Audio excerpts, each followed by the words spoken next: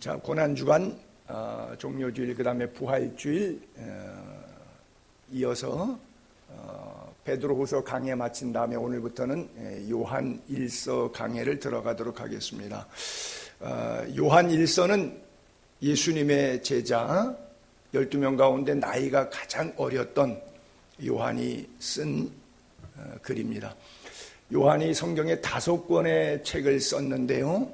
아시다시피 요한복음, 그 다음에 오늘 본문 강해 시작하는 요한 1서, 요한 2서, 요한 3서, 그리고 요한 계시록, 이렇게 5권을 성경에 요한이 기록했어요. 요한복음은 21장까지 있고요. 분량이 많죠. 요한 계시록도 22장까지 있어요. 나름대로 분량이 있죠. 요한복음은 예수님의 초림, 오셔서 구속을 완성하신 예수의 복음, 사복음서의 내용 가운데 하나죠. 초림의 예수를 기록했고요. 요한 계시록은 아직 오시지 않은 주님, 어떻게 주님을 맞이할까 하면서 오실 주님에 대한 예언을 기록한 책이 바로 요한 계시록입니다. 그리고 요한의 서신 가운데 공동서신이라고 말하는 오늘부터 강해가 되는 요한 1서, 2서, 3서, 1서는 5장 있지만 2서와 3서는 그저 1장밖에 안 돼요. 분량이 작죠. 어떤 의미에서 3권이 아니라 1권으로도 볼 수 있는 건데, 이것은 초림과 재림의 예수를 이야기한 것과 관계가 있는데, 이제 그 주님이 우리에게 명령하고 가신 이렇게 믿어라, 내가 다시 올 때는 이렇게 믿으라고 하는 명령을 너희가 따랐는지 안 따랐는지에 따라 심판할 거다. 그러면 우리가 어떻게 믿어야 하는가 라고 하는 것을 이야기하고 있는, 가르쳐주고 있는 책이 바로 요한 1서, 2서, 3서죠. 그러나 여러분들이 아시다시피 시대적인 배경에 의하면 로마에 의해서 기독교가 어려움을 당할 때, 그렇죠? 배교자들이 많이 나올 때, 그나마 예수님이 계실 때는 예수님의 기적 때문에 따르는 사람이 있는데 예수님이 돌아가시고 부활 승천에 가버리시고 말았다고요. 그래도 예수님하고 한솥밥 먹었던 제자들이 살아있는 동안에는 그들의 강력한 안진뱅이를 성전 미문에서 일으키고 죽은 도르가를 살려내고 한 번 설교하면 3,000명씩 회개하고 이런 액티비티가 있으니까 눈으로 나타나는 현상 때문에 믿음이 강화돼서 그나마 지켰는데, 그 1세대 예수님 제자들 사도 요한만 자연사했고 나머지는 다 순교했는데 다 죽었어요. 이 성경이 약 90년경에 쓰여졌으니까 30년대쯤에 예수님이 돌아가시고 60년의 세월이 지났어요. 예수 믿기 시작했던 뜨거운 신앙의 세대가 죽고 60년의 세월이 지나면 손주시대인데, 손주시대들은 맹성맹성하죠. 그래서 다시 그들에게 불일듯 하기 위해서 예수를 조금 더 경건하게 잘 믿을 필요가 있다. 교회 신앙생활은 어떻게 하는 것이다 라고 하는 이야기를 쓰고 있는 것이죠. 이 요한은 형제지간에 예수님의 부름을 받아요. 갈릴리 베세다 어부 출신의 가족이었는데요. 친형이 야고보죠. 근데 야고보는 사도행전 2장에 헤롯이 목을 쳐서 날려버려요. 그러니까 안티 기독교인들이 와 좋아해요. 지금도 정치적으로 그렇잖아요. 90%의 예수 안 믿는 사람들이 기독교를 이렇게 공격하게 되면 기독교를 공격하는 그런 발언을 하는 정치 지도자들에게 막 열화와 같이 좋다고 이렇게 하잖아요. 똑같아요. 그래서 야고보를 죽였더니 너무 이렇게 헤롯 왕이 막 영광이 극에 달하는, 그래서 어쨌든 12명 제자 가운데 형이 먼저 죽고, 사실 동생은 자연사에서 제일 나중까지 살았던 그런 과정이고요.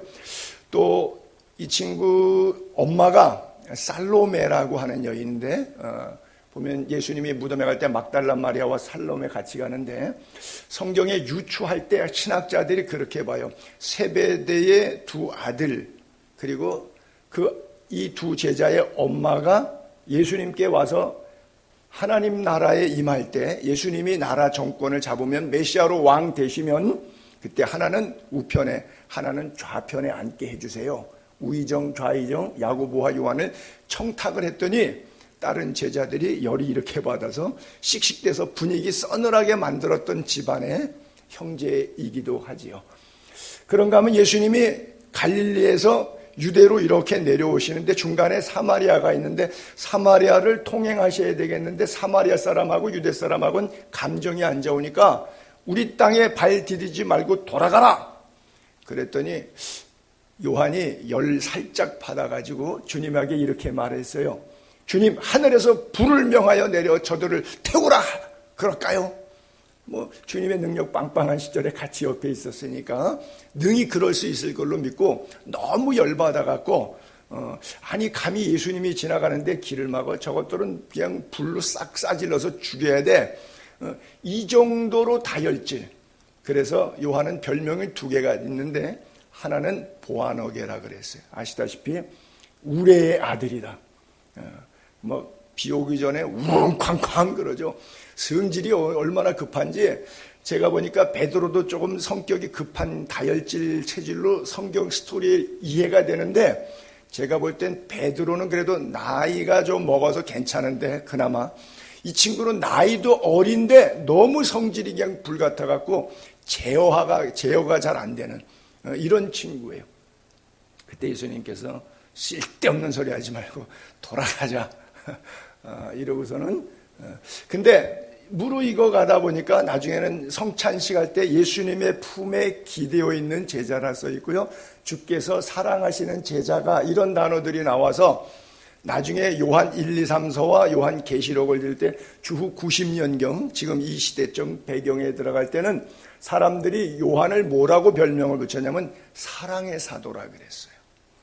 여러분 우레의 사람이라고 하는 단어와 사랑의 사람이라고 하는 단어가 이 연결이 됩니까? 이게 성격이 저는 이 구절들을 대하면서 우리가 요한 같아야 되겠다. 여러분이나 저나 많이 느끼는 게 있을 거예요. 그렇죠? 나이 1살 더 먹으면 생각이 달라지죠. 여러분 생각 젊었을 때 갖고 있던 그 고정관념 그대로 가지고 계신 분 계세요? 별로 없으실 거예요. 나이가 먹으니까 양보도 할 줄 알고 손해도 볼 줄 알고 좀 남에게 모든 것들을 내려놓을 줄도 알고 이게 나이가 1살 더 먹으면 그렇게 되는데 성령 안에서 말씀 안에서 이게 갈무리가 된 거예요. 그러니까 처음에 예수님 제자로 젊었을 때 픽업 받을 때는 아주 굉장했는데 우레와 같은 아들이었는데 예수 안에서 나이 1살 1살 먹으니까 남는 게 사랑 하나밖에 없구나. 그래, 사랑이 제일이다. 사도 바울도 믿음, 소망, 사랑 그 중에 제일은 사랑이다 이랬잖아요. 그래서 나중에 별명이 사랑의 사도가 되었어요. 그 요한이 우리에게 이렇게 글을 남겨요. 여러분 여러분 어떻게 생각하세요? 사람 성격 바뀌어요? 안 바뀌어요? 바뀐다고 생각하는 분도 있고 안 바뀐다고 생각하는 분도 있는데 저는 개인적으로는 안 바뀐다고 하는 생각이 거의 이렇게 더 지배적이에요. 그래서 저 60이 넘어도 나이 먹어도 철이 안 들어 이런 것처럼 죽을 때까지 철 안 들 거야 이런데 제가 볼 때 성격은 안 바뀌는 것 같은데 그건 틀릴 수도 있어요. 제 생각일 뿐이에요. 근데 성격을 담는 그릇이 있어요. 이게 뭐냐면 성품이라 그래요. 그러면서 품격이죠. 이거는 바뀌어요. 여러분 성격이 잘 안 바뀌어도 성품은 좀 바뀌시기 바랍니다. 나도 한번 바뀌려고 노력해 볼게요. 여러분 성격 이렇게 비유를 할게요. 성격을 장미꽃이라고 비유를 해봅시다. 꽃이에요. 근데 이 꽃은 바꿀 수가 없어요. 그냥 꽃을 우리가 어떻게 바꿀 수는 없잖아요. 생물 자체니까. 그러니까 이건 꽃은 안 바뀌어요. 근데 꽃을 담는 그릇이 있죠. 그걸 화병이라 그래요. 꽃병이라 그래요. 근데 여기서 크리스탈 이쁜 화병으로 담을 수도 있고 쓰레기통에다가 담을 수도 있어요. 그러면 장미는 안 바뀌지만 장미를 표현하는 보는 사람의 시각에 있어서 크리스탈 이쁜 병에다가 쫙 담아놓은 것과 쓰레기통에 담았을 때 꽃에 대한 평가는 달라져요. 여러분들의 성격이 혹시 조금 모태로부터 타고난 DNA가 있어서 좀 안 바뀐다고 할지라도 말씀 안에서 그 성격을 담아내는 그릇, 그 성격이 있지만 성격을 다 표현하지 않고 말씀대로 살도록 내 성격을 죽이는. 그래서 예수님 따를 때 뭐라 그랬어요? 자기를 부인하라는 거죠. 이게 뭐예요? 자기 죽음이죠. 바울이 나는 날마다 죽노라. 그렇죠? 도마가 예수님 따라갈 때 우리도 죽으러 가자. 근데 도마는 안 죽었어요. 그래서 여러분들이 요한 서신들을 대하면서 마음이 점점 더 은혜 안에서 갈물이 될 수 있기를 바라고요. 이 요한 1서를 좀 읽다가 보면은 하나님을 특별히 세 가지 속성으로 얘기하게 되는데, 하나님은 생명의 말씀이다. 그리고 또 하나님은 빛이다. 그리고 또 하나님은 사랑이다. 이 세 가지를 비유로 하나님의 속성을 우리에게 설교한 내용이 이 전체 요한 1서의 서신입니다.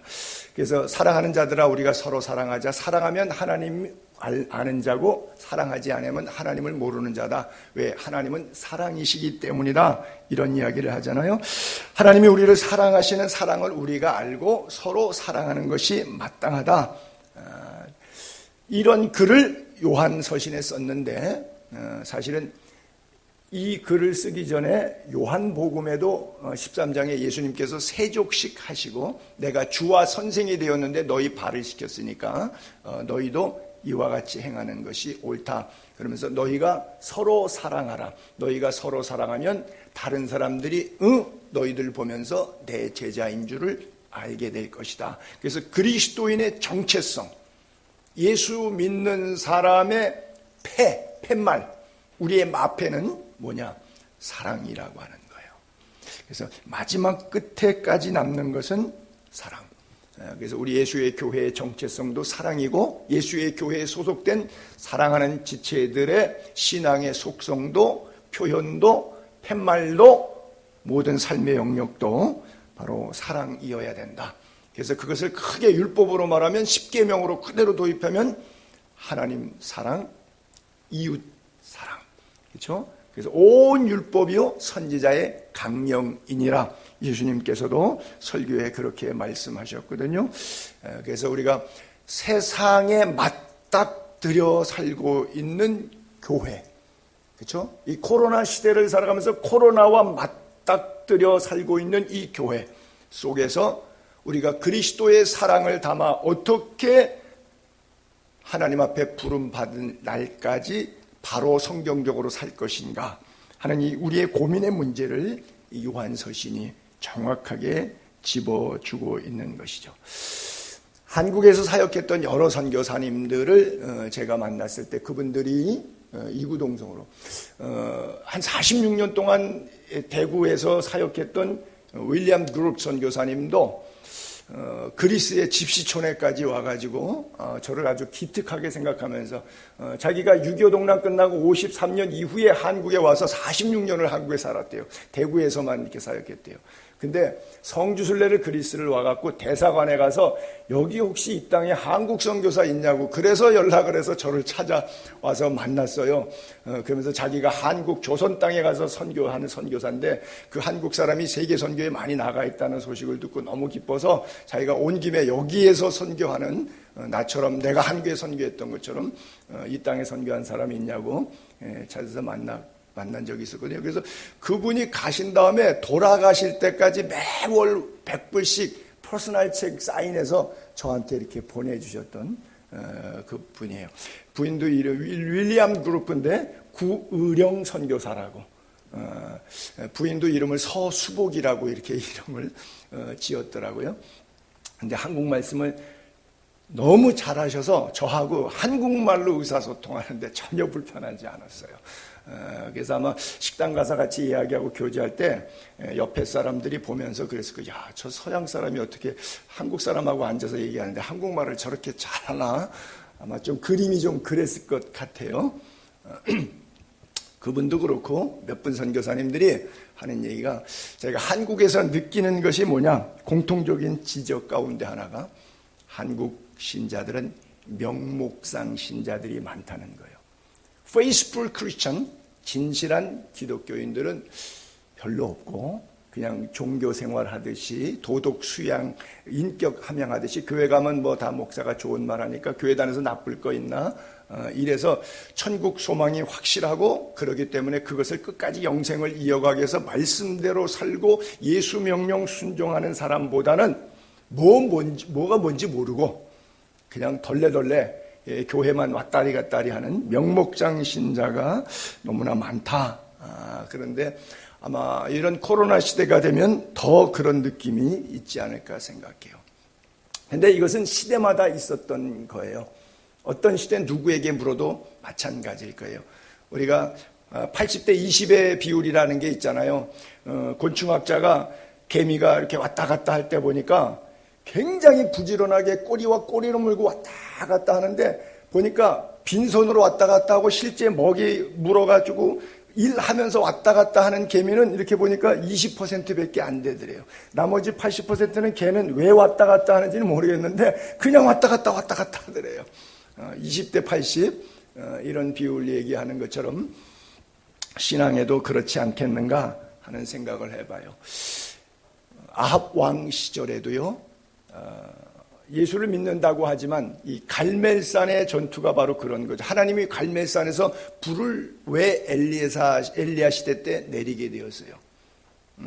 명목상 신자만 있는 거. 그러니까 아합 왕과 이세벨의 녹을 먹고 있는 850명의 제사장들이 하나님을 섬기지 않고 그게요 이방 땅이 아니라 이스라엘 땅입니다. 그리고 이스라엘 종족이었습니다. 아합 왕이 이스라엘 사람인 거예요. 그럼에도 불구하고 하나님을 섬기지 않고 이스라엘 땅에서 이스라엘 사람들이 바알과 아세라를 섬깁니다. 그래서 너희가 언제까지 이렇게 머뭇머뭇하겠느냐? 언제까지 이런 신앙생활 왔다리 갔다리 하겠느냐? 왕상 18장 21절 한번 올려볼게요. 엘리야가 모든 백성에게 가까이 나아가 이르되 너희가 어느 때까지 둘 사이에서 머뭇하려느냐? 여호와가 만일 하나님이면 아싸라게 그를 따라가고 바알이 만일 하나님이면 아싸라게 그를 따라가라. 둘 중에 하나. 왔다리 갔다리 하지 마라. 백성이 한마디도 대답하지 아니하는지라. 왜? 할 말이 없다는 얘기죠. 태국 선교사님들이 그러잖아요. 주일날 오전에 예배드리면 다 교회 나와서 예배드려요. 또 예배 끝나면 너 구제품, 구호품도 나눠주기도 하고 하니까 그래서 나오는 경우도 있겠고 하여간 여러 가지 이유에서 나오죠. 근데 오후에 가게 되면 전부 빠이빠이에 가 있어요. 이렇게 향불 피워놓고서는 꼽아갖고 다 불교가 대단한 나라죠. 태국은요. 그러니까 천국은 가고 싶고 살면서 좋은 일은 복을 빌어서 빈 복대로 좋은 일은 다 갖고 싶고 그러니까 오전에는 하나님한테 예배하고 오후에는 바알과 아사라에 예배하고 지금 태국이 그러듯이 아합 왕 시절도 그랬고 오늘날도 마찬가지고 그러니까 둘 중에 하나 사생결단해라 그러죠. 여러분들이 인생 살면서 늘 그럴 거예요. 항상 두 갈래 길에 서서 결정하는 거예요. 성경은 그렇게 이야기하고 있어요. 좁은 길, 넓은 길, 그렇죠? 좁은 문, 넓은 문. 둘 중에 하나예요. 양과 염소, 오른쪽, 왼쪽. 예수님이 십자가 달려 돌아가실 때도 한쪽 강도는 네가 정말 메시아면 너도 우리도 좀 구원해봐라. 그리고 맞은편 강도는 너와 나는 죄 때문에 죽지만 이분은 죄가 없어. 그래서 오늘 밤 내가 나와 함께 낙원에 있으리라. 그래서 결국 천국과 지옥으로 나누어지지 않습니까? 예수님이 설교에도 계속 좋은 나무, 좋은 열매, 나쁜 나무, 나쁜 열매. 창세기에도 선악과 먹어서 안 되는 나무, 또 생명나무, 먹고 죽지 않는 영생하는 나무. 항상 두 가지예요. 그래서 여러분들 가슴속에 천국과 지옥이 늘 존재하게 되기를 바랍니다. 지옥은 불구덩이로서 고민하고 뜨겁고 육체적인 괴로움을 당해서 지옥이 아니고 주님이 안 계셔서 지옥이에요. 천국은 금은 보화가 있고 아스팔트가 황금길이고 진주문으로 되어 있고 시절을 쫓아 과실이 맥혀서 노동 안 하고 무노동으로 풍성하게 살아서 천국이 아니고 주님이 계셔서 천국이에요. 이 땅에서 여러분들의 경제, 교육, 상황 수준이 천국과 지옥이 아니라 여러분 안에, 여기 있다 저기 있다가 아니라 여러분 안에 하나님의 나라가 임해 있는 천국의 삶이 되기를 바랍니다. 다 가졌는데 늘 원망, 불평, 시기, 질투, 짜증, 속이 지옥이 아니라 남들이 볼 때는 야, 저 정도 하면 잘 살아서 나도 부럽다 할 정도인데도 불구하고 그 속은 지옥을 살아요. 그렇게 미운 사람이 많고 그렇게 시기, 질투, 나는 100억밖에 없는데 저 사람은 200억이나 있잖아. 그래서 잠이 안 오고 내가 어떻게 200억의 고지로 올라갈까 해서 막 마음이 그냥 불편하고 이 지옥 같은 그런 삶을 사는 것이 아니라 내게 주신 족한 은혜를 따라 날마다의 삶이 천국 되기를 바랍니다. 그래요. 이 세상의 것들로 가치 기준을 천국과 비교하지 않게 되기를 바랍니다. 진짜 복은 뭐냐? 예수님께 설교하신 복은 우리가 말하는 그런 복이 아니에요. 잘하는 그 팔복, 심령이 가난한 자는 복이 있다 그랬잖아요. 왜요? 천국을 누리니까. 그래서 팔복에 알파와 오메가가 있는데 알파도 천국이고 오메가도 천국이에요. 그렇잖아요.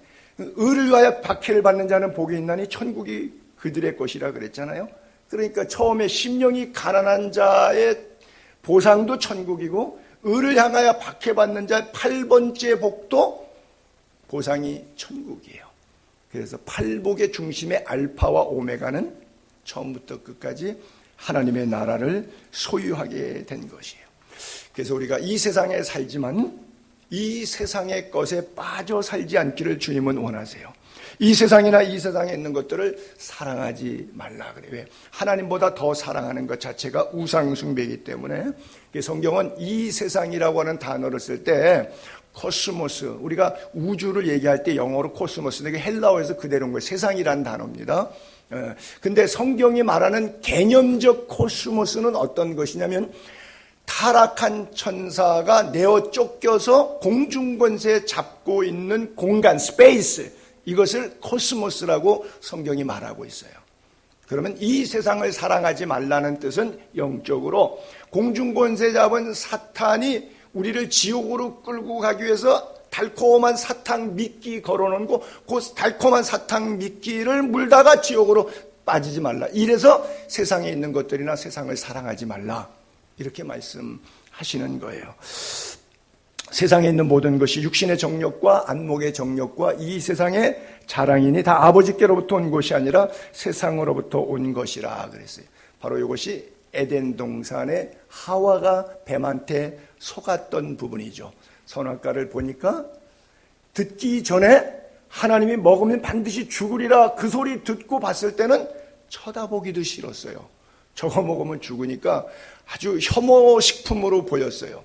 근데 사탄이 딱 들이 먹으면 죽지 않고 하나님과 같이 되고 눈이 밝아진다? 그러면 이거 건강보조식품이네. 다시 쳐다봤더니 보암직, 먹음직, 지혜롭게 할 만큼 탐스럽게 보였어요. 여러분 그런 경험 있죠? 어떤 사람 만나기 전에 누가 정보를 줘요. 그 사람 나쁜 사람이야. 만났는데 나쁜 느낌이 들 거예요. 만나기 전에 그 사람 정보 줬어요. 그 사람 참 좋은 사람이야.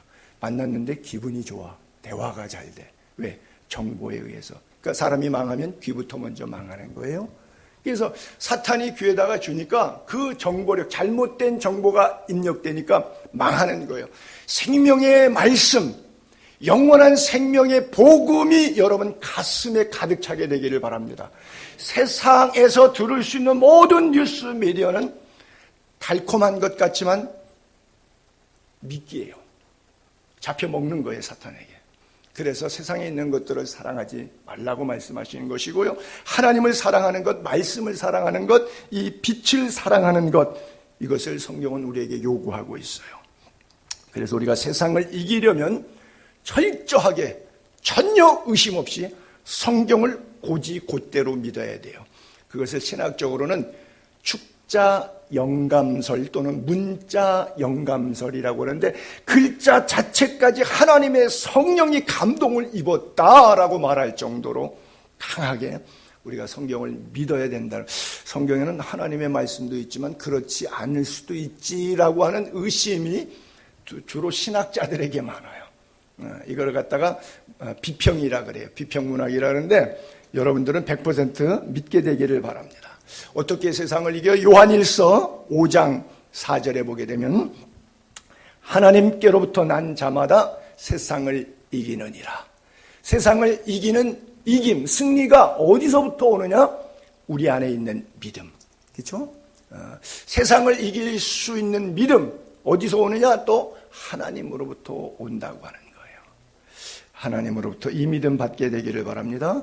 그래서 세상을 이기는 교회가 되려면, 여러분 교회라 그러면 전체 공동체도 교회이고 나 한 사람도 교회예요. 이 질그릇 안에 하나님의 영이 임했기 때문에 나 한 사람도 교회이고 교회와 각 개 교회들의 집합체가 우리 공동체 예수의 교회, 여러분 모두 지체도 되는 거예요. 그래서 우리가 세상을 이기는 교회가 되려면 하나는 교회를 갖다가 에클레시아라 그러거든요. 믿음의 공동체예요. 그리고 교회가 행하는 일들을 사도행전에 보니까 코이노니아라 그래요. 우리가 뒤에 친교실에다가 코이노니아라고 이렇게 써놨는데 그게 뭐 친교잖아요. 다른 말로 교제잖아요. 그러니까 공동체, 요즘에 이제 코로나 시대 때문에 우리가 소모임도 못하고 식사 교제도 못해가지고 이 공동체가 다 이렇게 허물어지고 말았는데 가장 중요한 게 교회 구성원이 믿음 공동체 에클레시아와 그 다음에 코이노니아라고 하는 교제 공동체. 이게 바로 만남이에요. 하나님과 우리와의 만난 것처럼 그 교제 공동체의 핵심이 바로 오늘 요한이 우리에게 주고 싶은 사랑이어야 된다고 하는 거예요. 교제를 뭘로 하는 거예요? 사랑으로 해야 된다라고 하는 거예요. 그래서 여러분들의 가슴 속에 교회라고 하는 큰 울타리 교회뿐 아니라 여러분들의 영혼 안에, 개인적인 신앙 안에서 믿음과 사랑의 공동체를 이루어갈 수 있게 되기를 바랍니다. 그래서 성경은 끊임없이 우리에게 반복적으로 구약으로부터 신약까지 말씀하시고 나는 너희의 하나님이 되고 너희는 내 백성이 되리라. 내가 거룩하니 너희도 거룩하라. 내가 온전한 것처럼 너희도 온전하라. 계속해서 성경은 우리에게 그렇게 말씀하고 있는 거예요. 요한 1서를 강해를 시작하면서 제가 거꾸로 마지막 절 부분을 먼저 한번 좀 읽어보도록 할게요. 요한 1서 5장 19, 20, 21절 끝절에 있는 석절인데 또 아는 것은 우리는 하나님께 속했다. 그러나 온 세상은 악한 자에 속해 있다. 이게 요한 1서의 결론 부분이에요. 마지막 절이에요. 또 아는 것은 또 뭘 아느냐? 하나님의 아들이로 우리에게 지각을 줬어요. 지혜와 총명 깨닫는 머리를 줬어요. 우리로 참된 자를 구분하게 알게 하신 것.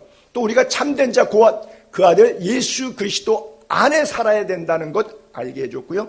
그분만이 참 하나님이고 영원한 생명의 주인이시다. 이거를 알게 했다는 거예요. 하나님이 우리에게 지각을 줘서. 그래서 결론적으로 자녀들아 너희 자신을 지켜 우상에게서 멀리하라 그래요. 사도 요한은 이때가 나이가 90세경이에요. 그러니까 이 설교를 듣는 청중 대상은 대부분 자기 자녀나 손주뻘 되겠죠. 그러니까 설교할 때 보통 목사들이 사랑하는 성도 여러분 이렇게 이야기하는데 아야 사도 요한은 자녀들아 이렇게 얘기했어요. 어차피 천국에서 우리 패밀리니까 신앙으로 나온 자녀들. 그래서 자녀들아 자신을 지켜서 우상에게 멀리 가라. 뭐가 우상이냐? 기억하세요. 하나님보다 더 사랑하는 것. 그것이 우상입니다. 그래서 주님도 자기를 따라오려면 모든 것을 버리고 주를 따르라. 제자들에게 그렇게 말씀하셨잖아요. 여러분들이 이 요한의 서신을 대하면서 요한이 우리에게 묻고 싶은 것에 대한 정확한 답변을 갖는 삶을 살게 되기를 바랍니다. 나는 어디에 속했는가? 세상에 속해 있는가? 하나님께 속해 있는가? 다른 말로 하나님을 더 사랑하는가? 세상을 더 사랑하는가? 나의 사랑의 무게중심이 어느 곳에 있는가? 저울추로 놨을 때 말씀을 기초로 해서 오른쪽이냐 왼쪽이냐라고 하는 것이죠. 믿음의 조상이라고 하는 아브라함의 믿음의 근거의 마지막 칭찬이 창세기 22장의 모리아산에서 아들을 바칠 때거든요. 그때 하나님께서 그를 시험하사 무엇을 시험한다고요? 사랑을 시험하셨어요. 내 사랑하는 아들 독자 이삭을 내게 바쳐라. 아브라함에게는 100세에 낳은 아들, 약관 한 17세, 18세까지 장작을 메고 한 사람을 태워 죽일 분량의 그 많은 장작을 메고 산을 올라갈 정도의 연령이니까 10대는 10살 이하는 아니었을 것이고 최소 15세에서 20세 가까이 됐을 테니까 제가 추정치로 그저 한 17, 8세 약관의 나이라고 이렇게 말했습니다. 그를 바치라고 하는 거예요. 아브라함에게는 상상할 때 있을 수 없는 일이죠. 그렇죠? 어떻게 그 100세에 낳은 아들을 바칠 수 있어요? 그런데 하나님께서 네 사랑의 중심이 어디에 있느냐? 아들도 아내도 물질도 결국은 세상이라면 네가 세상을 사랑하느냐? 나 여호와 하나님께 네가 세상에 사랑한다는 모든 것을 불태워 번제로 예배할 수 있느냐? 이것을 묻고 있는 건데 이 시험에 통과한 사람이 당시에는 아브라함밖에 없었어요. 그래서 아브라함은 우리에게 믿음의 조상이라고 말하고 있고 그래서 히브리서 11장 믿음의 조상의 반열에 그가 우뚝 솟아 있는 겁니다. 요한복음과 요한 1서가 갖고 있는 공통점이면서 대단의 차이는 이런 거죠. 요한복음 20장과 요한 1서 5장에 요한복음을 기록한 이유를 이렇게 설명해서 오직 이것을 기록한 이유는 왜 썼느냐? 너희로 예수께서 하나님의 아들 그리스도이심을 믿게 하려 하며 예수 믿으라고 너희로 믿은 다음에 그 예수 그리스도의 이름 때문에 생명을 얻게 하려고 예수 믿고 구원 받으려고 요한복음을 적었다는 것이고 그 다음에 요한 1서는 그 다음 사람들 예수 믿은 사람들 내가 하나님의 아들을 믿는 너희에게 예수 믿은 사람을 믿는 너희에게 쓴 거죠. 다음 단계죠. 이것을 쓰는 이유는 뭐냐? 너희로 하여금 너희에게 영생이 있음을 알게 하려 함이니라 그래요. 첫 단계에서는 예수 믿어야 된다는 것이고요. 자, 예수 믿었어요. 교회 다녀요. 세파에 깎이다 보니까 열받고 화나고 또 세상이 부럽고 이러다 보니까 믿음 다 까먹은 거예요.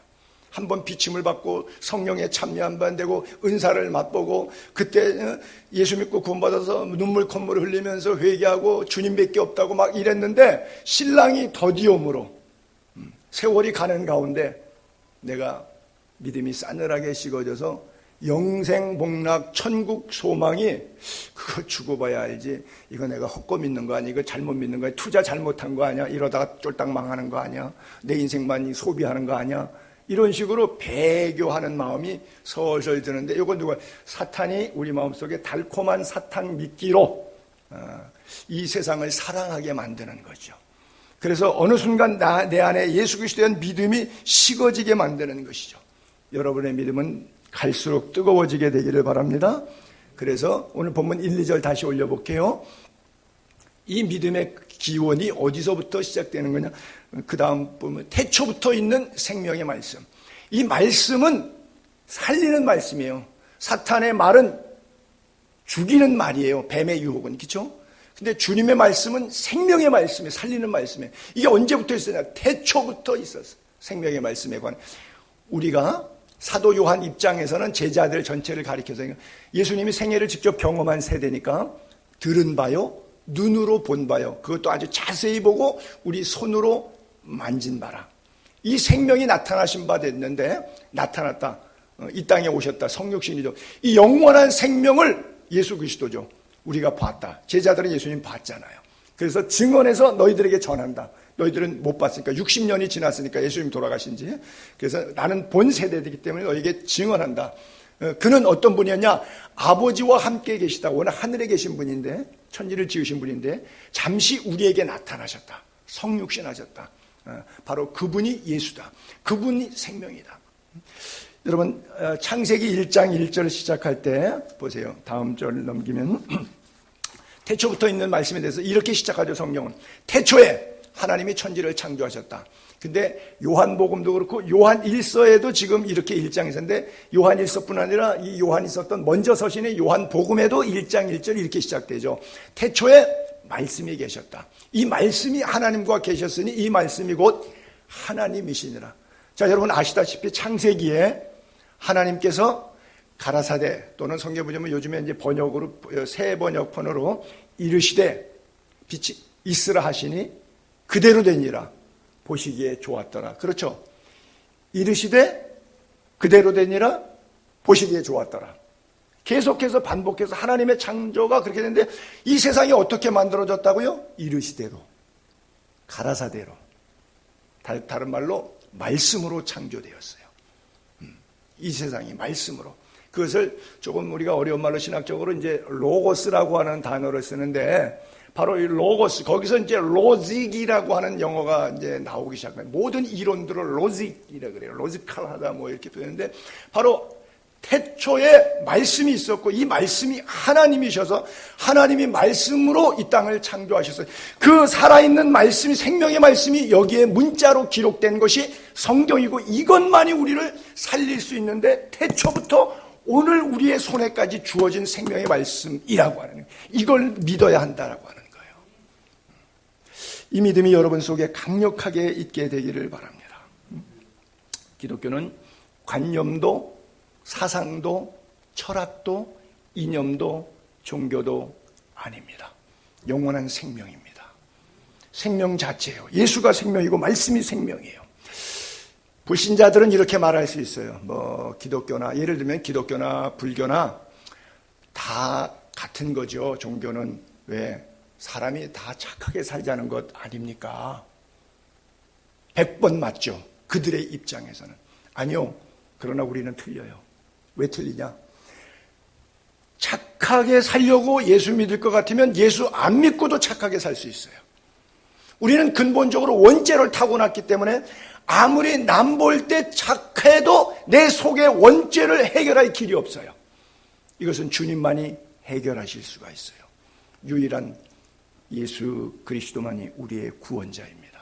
예수라는 단어 자체가 구원이라고 하는 뜻이기 때문에 아무리 착하게 살아도 구원받을 수 없어요.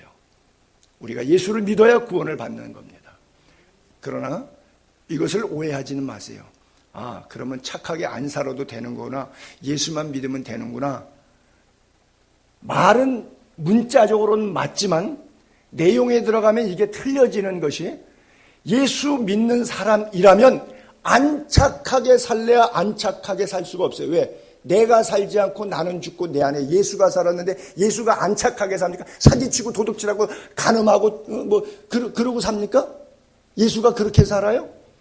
여러분의 인생의 핸들은 여러분들이 내놨고 운전대는 예수가 잡고 여러분들이 옆에 앉아서 조수석에 앉아서 같이 동행하고 있는데, 일생을 주와 동행하며 가는데 운전대는 주님이 잡았는데 오른쪽 가든 왼쪽 가든 가속 페달을 밟던 제자리에 스톱을 시키던, 그건 예수님이 결정했는데 내 결정권이 없는데 예수 믿는 사람이 악하게 산다?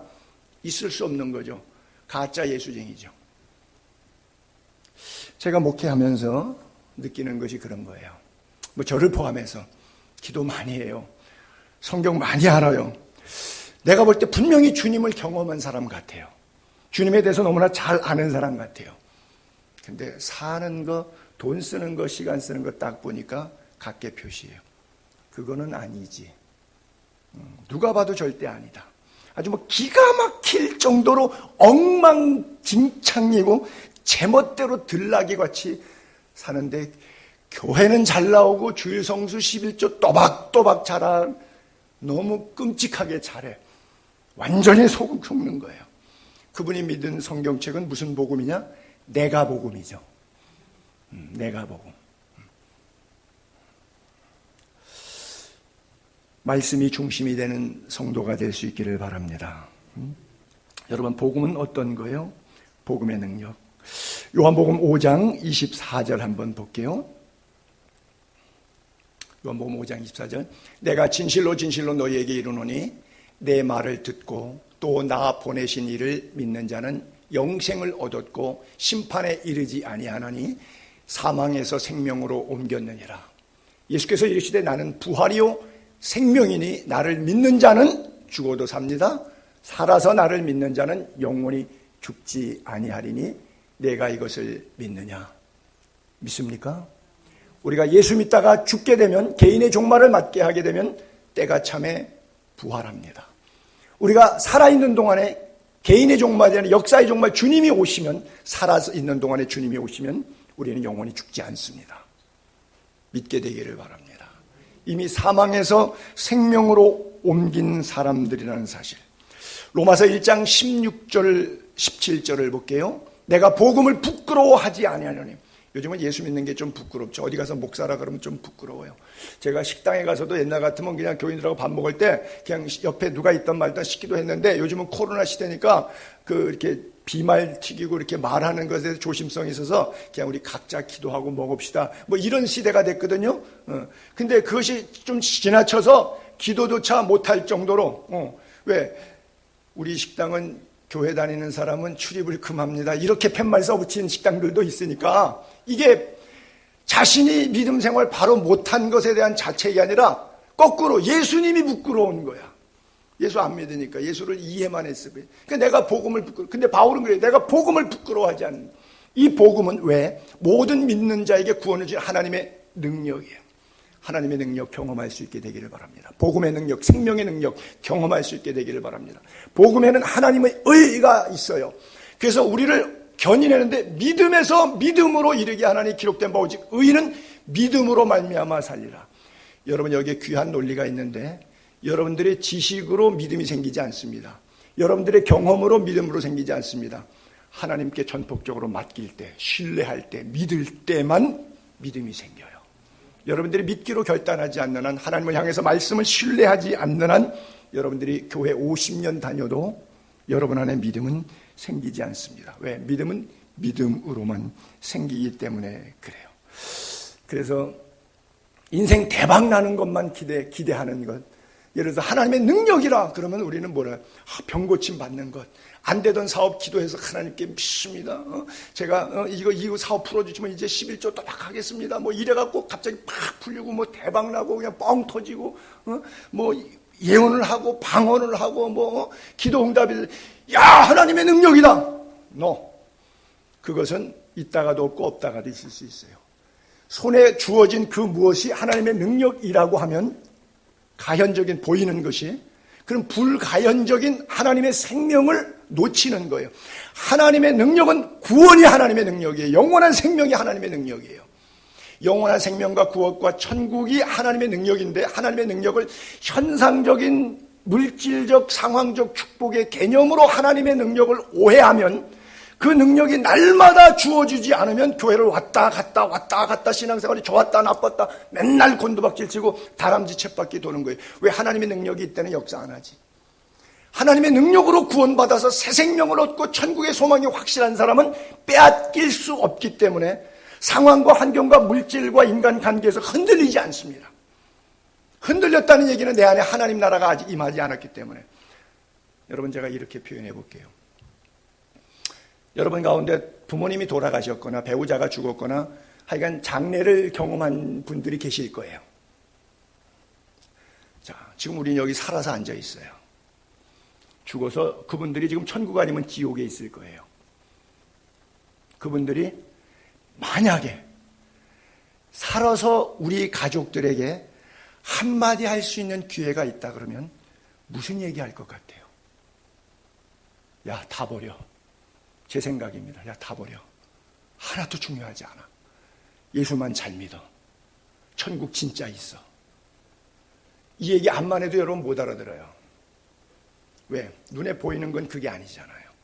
근데 저 친구들은 이미 거기에 있잖아요. 지옥 아니면 천국에서. 거기서 영원히 부활해서 지금 살고 있는데, 여기서 자기가 70년, 100년 잠깐 살았던 그 세월 가운데 싸우고 아기 다툼하고 돈 몇 푼 때문에 뭐 그냥 서로 고소 난리를 쳤는데, 그것 때문에 심판받고 있는데, 그것 때문에 지옥에서 고통당하고 있는데, 그것 때문에 천국을 소유하지 못하는데, 그들이 바꿔달라 그러면 뭘 하고 수천억 하고 안 바꾸겠어요? 뭘 아까워하겠어요? 다 바꿀 거예요. 그러면 우리에게 하고 싶은 말은 뭘 거예요?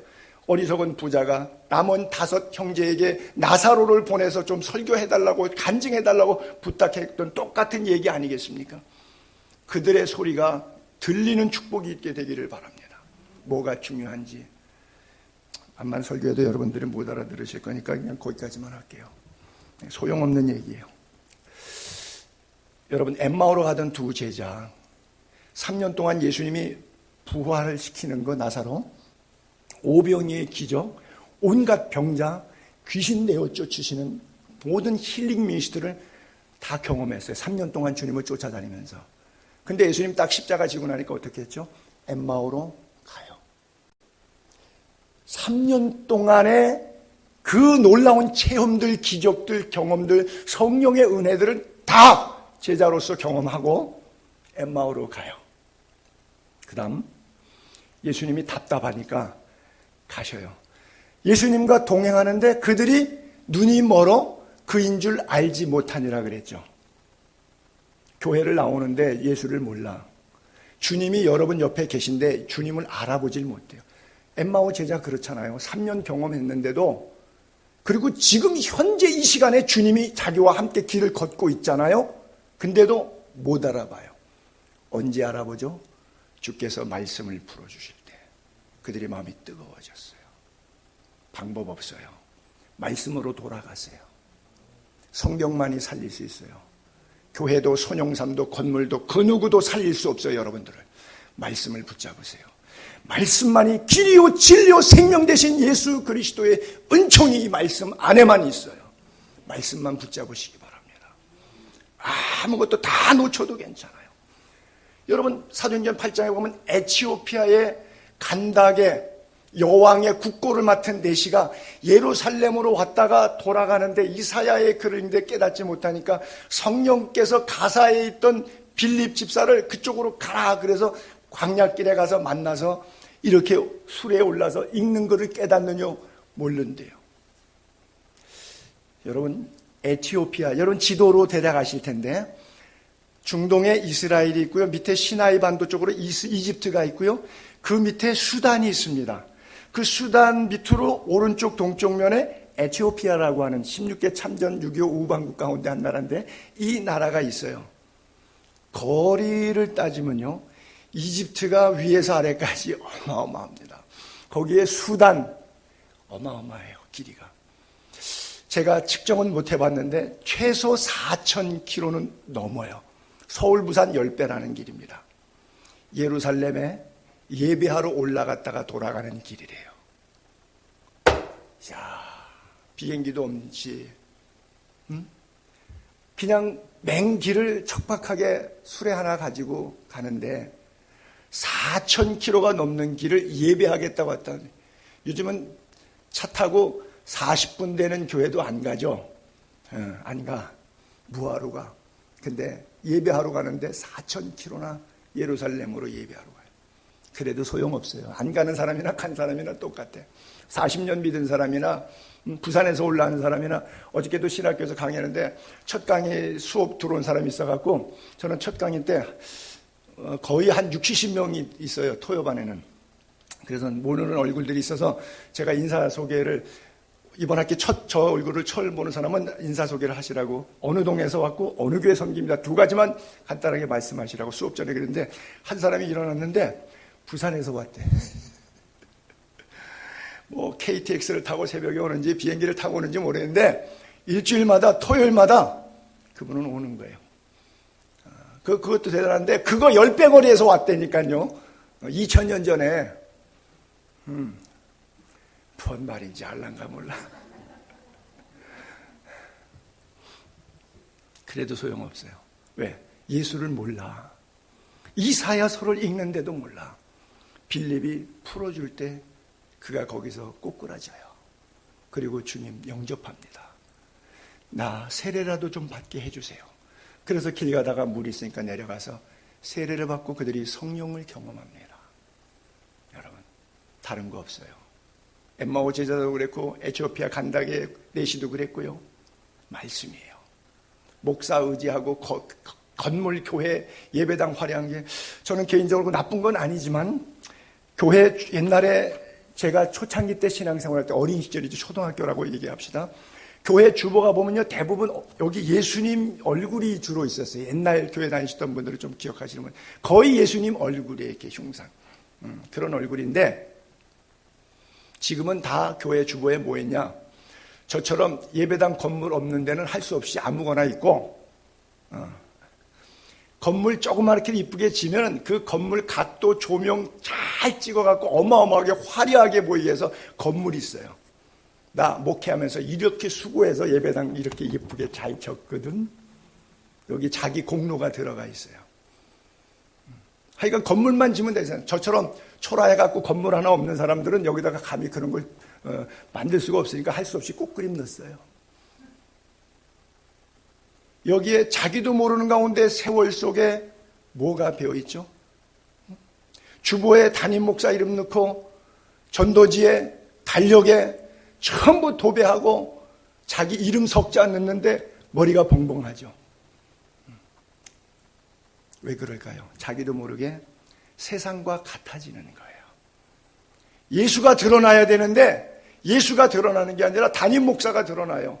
여러분들이 신앙생활하면서 뭐 얌전대회장도 여전히 나름대로 봉사 충도 잘 하시는데 여러분들이 드러나면 안 돼요. 예수가 드러나야 돼요. 모든 것이 주님의 손에서 왔고 주님의 손으로 우리가 들어가기 때문에 이것이 하나님의 능력이에요. 그래요. 주님과 영적으로 꼭 만나는 체험이 있게 되기를 바랍니다. 그래요. 여러분, 거듭난 중생한 그런 증거가 뭐예요? 은사 체험도 아닙니다. 방언 수태 평생 기도하고 하루에 2-3시간씩 기도하다가 지옥 갈 사람 수두룩 빡빡합니다. 제가 확신합니다. 강대성에서. 성경 달달달 외우고 지옥 갈 사람 수두룩 합니다. 거듭났다, 구원받았다, 천국 하나님의 자녀 되었다는 증거가 뭐죠? 열매로 그들을 알지니. 목사가 돼가지고 주의 이름으로 선지하고 귀신을 쫓아내고 능력을 행하고 주님이 나는 너를 도무지 모르노라. 불법을 행한 자들아 쫓겨서 슬피 울며 이를 갈미 있으리라. 목사든 성도든 아무 의미가 없어요. 은사 체험, 성경 지식 아무것도 필요 없어요. 뭐요? 열매, 삶의 열매.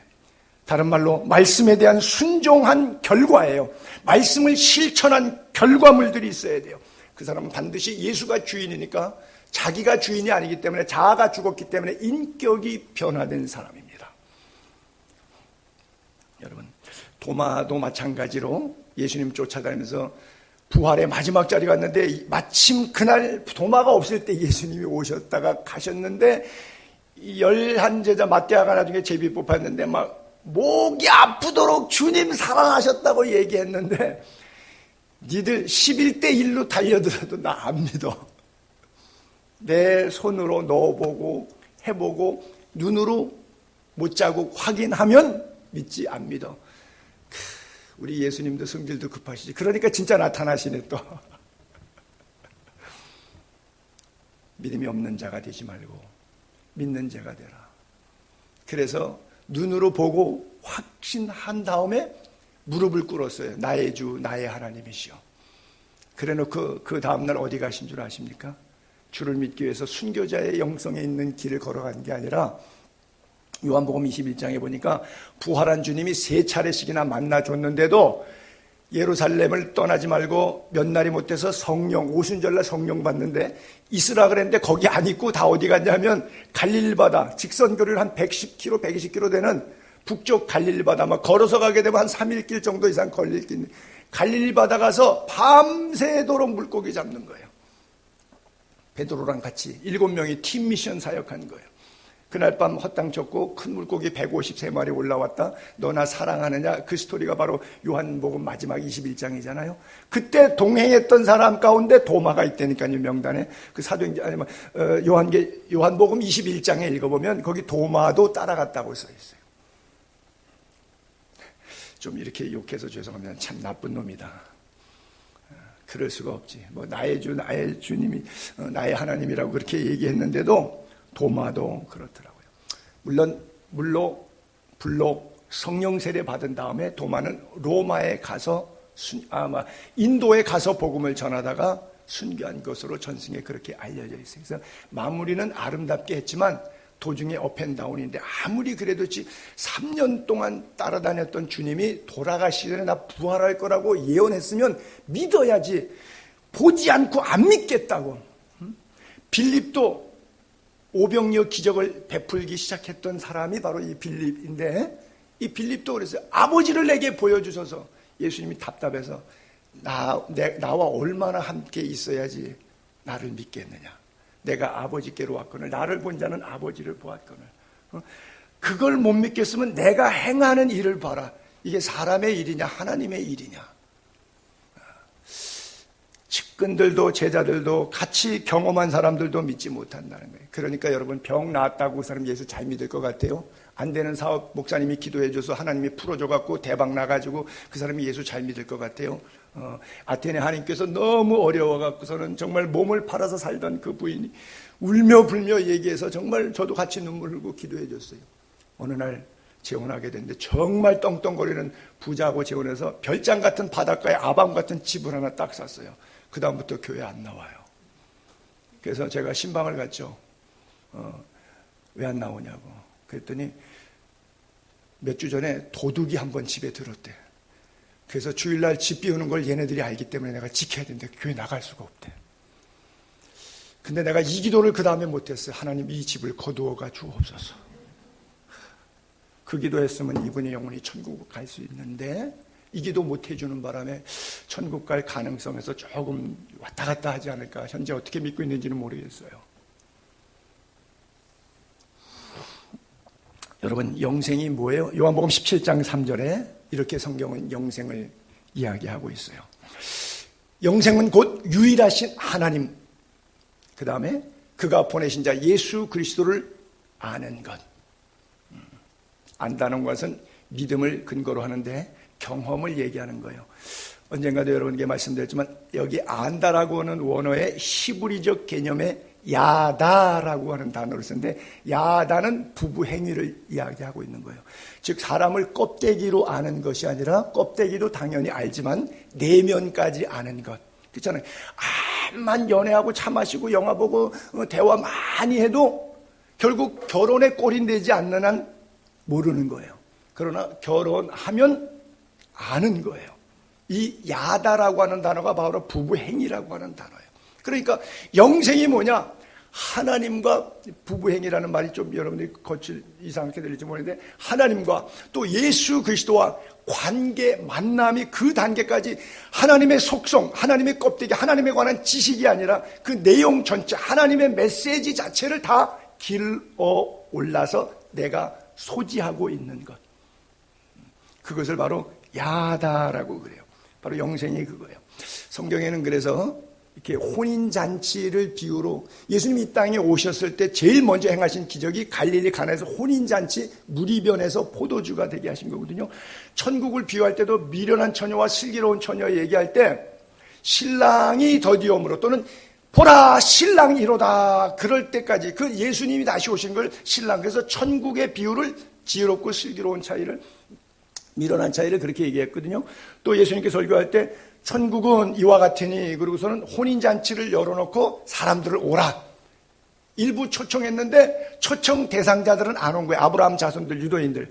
그러니까 이제 이방인 구원까지 예표되는 가서 산으로 들로 가서 병든 자든 저는 자든 거지든 다 초청해 오라. 그래서 다 왔어요. 그래서 혼인잔치가 시작됐는데 다 예복 입고 앉았는데 어떤 사람은 자기 옷 그대로 입고 예복 안 갈아입고 들어왔어, 파티에. 그래서 너는 왜 예복을 안 입었냐? 유구무원 이건을 내쫓아라. 슬피 울며 이를 갈았다 그러죠. 다 이렇게 성경에 보게 되면 하나님과의 관계성을 이렇게 혼인잔치로 이렇게 비유했거든요. 거기에 결국 예복을 준비하냐, 확실하게 혼인잔치에 동석할 수 있는 믿음, 그 믿음이 여러분 속에 있게 되기를 바랍니다.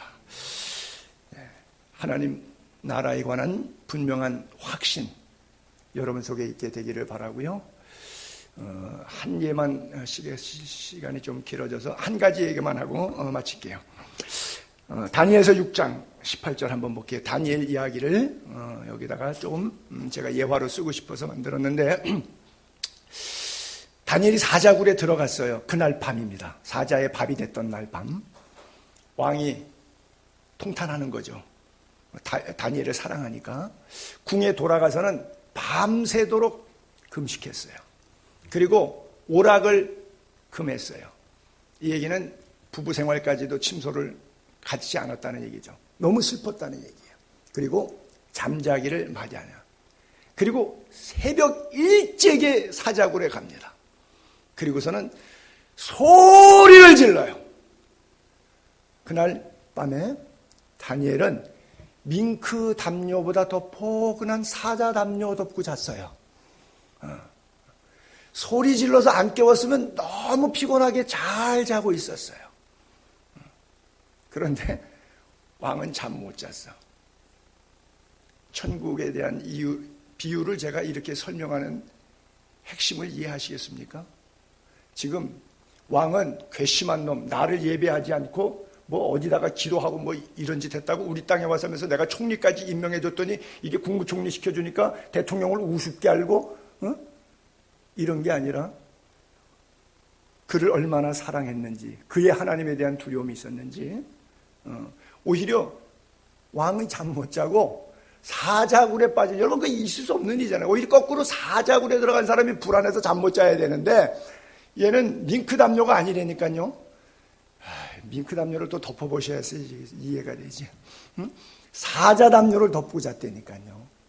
근데 누가 고생했냐? 그 다음 구절을 이렇게 볼게요. 천사가 엄청 고생했어요, 그날 밤에. 다니엘이 대답해요. 나의 하나님이 이미 그의 천사들을 보내서 사자들의 입을 봉하셨으므로. 여러분, 사자의 입을 천사가 붙잡고 있다고 밤새 그거 붙잡고 있었다니까요. 왕은 잠 못 자고 사자 입은 이러고 붙잡고 있고 주변 사람들 생쇼했어요. 다니엘은 그것도 모르고 사자 담요 덮고 잤어. 천국은 이와 같은 거예요. 여러분 가슴에 세상이 여러분들을 힘들게 한다고 할지라도 하나님의 나라가 있기를 바랍니다. 그래서 23절 그 빨간 줄만 읽을게요. 사자굴에 올라왔을 때 그가 자기의 하나님을 믿었음이더라 그래요. 자기의 하나님. 여러분, 이게 바로 다니엘의 믿음이에요. 내가 예배 자리를 지킬 때 사자의 밥이 되어 죽는 한 일일 때도 같이 있다는 거예요. 여러분, 예수 안 믿는 사람은 이 얘기가 바보처럼 들릴 수 있기 때문에 조심스럽지만 여러분들에게 말씀드릴게요. 천국과 하나님의 나라를 얻는 것에 있어서 이보다 더 중요한 건 없어요. 예를 들어서 공부를 하다가 어려움을 당하게 돼요. 그것 때문에 죽게 돼요. 그러면 공부를 중단하셔도 돼요. 돈을 벌다가 사업을 하다가 그것 때문에 오히려 죽게 돼요. 사업을 중단하셔도 돼요. 올림픽 금메달 따려고 열심히 하다가 그것 때문에 잘못하다가 죽게 돼요. 그거 중단하셔도 돼요. 다 아무 상관없어요. 중단하셔도 돼요. 근데는 예배는 드리다가 죽게 됐어요. 죽으셔도 돼요. 가치 있어요. 돈을 버는 것보다, 박사학위를 받는 것보다, 금메달 따는 것보다 가치 있는 것이 하나님 사랑하는 거예요. 하나님을 끝까지 진하게 사랑하게 되기를 주님의 이름으로 축복합니다. 기도하겠습니다.